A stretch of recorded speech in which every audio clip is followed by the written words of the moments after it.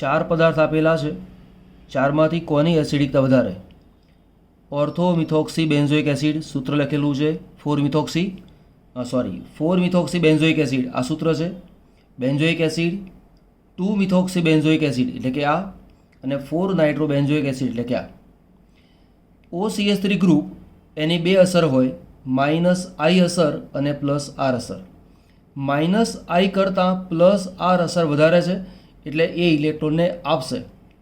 ઇલેક્ટ્રોનને આપે માટે O અને H બેની વચ્ચેની જે ઘનતા છે એ ઘનતા વધે માટે H+નું નીકળવું સરળ બનતું નથી, માટે આની એસિડિકતા ઓછી છે. જો આની pKaની વેલ્યુની વાત કરવા જઈએ તો આના pKaની જે વેલ્યુ છે એ 4.46 છે. બરાબર, તમારે યાદ રાખવાની જરૂર નથી, પણ મેં તમને કહ્યું. બેન્ઝોઇક એસિડ એની pKaની જે વેલ્યુ છે એ 4.19 છે.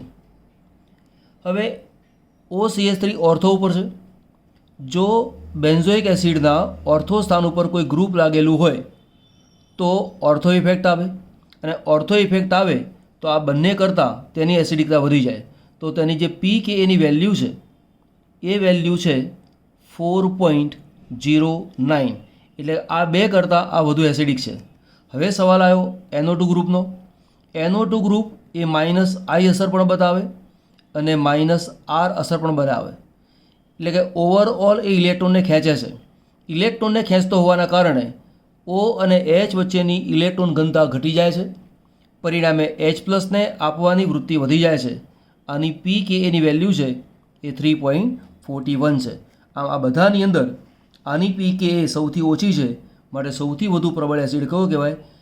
4 નાઇટ્રો બેન્ઝોઇક એસિડ અથવા પેરા નાઇટ્રો બેન્ઝોઇક એસિડ.